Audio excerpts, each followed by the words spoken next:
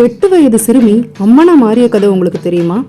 1956 வருடம் லலிதாங்கிற சிறுமி காரைக்குடி பக்கத்துல இருக்கிற மீனாட்சிபுரத்திற்கு உடல் முழுவதும் அம்மையோட வந்திருக்கா. தான் சமயபுரத்துல இருந்து வர்றதா அந்த ஊர் மக்கள் கிட்ட சொல்லியிருக்கா. சிறுமி சொல்ற வார்த்தைகள் எல்லாமே அருள்வாக்கா இருந்து பல அற்புதங்களை நிகழ்த்தி இருக்கு. சிறுமியோட உடல்ல இருந்த அம்மை முத்துக்கள் போல வளர ஆரம்பிச்சிருக்கு.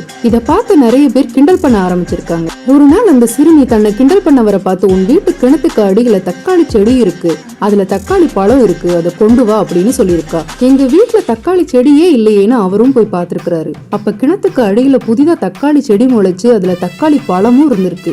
அதை கொண்டு வந்து அந்த தெய்வ சிறுமி கிட்ட கொடுத்து ஆசீர்வாதம் வாங்கியிருக்கிறாரு. அன்று முதல் பக்தர்கள் அம்மனுக்கு காணிக்கையாக தக்காளி பழத்தை கொடுத்திருக்காங்க. ஒரு நாள் அந்த தெய்வ சக்தி உள்ள சிறுமி, நான் இதே இடத்துல மகமாகியா இருந்து அருள்பாலிப்பேன் அப்படின்னு சொல்லி அந்த இடத்திலேயே முக்தி அடைஞ்சிட்டா. அந்த தெய்வ சக்தி உள்ள சிறுமியை தான் முத்துமாரியா கருதி மக்கள் வழிபடுறாங்க.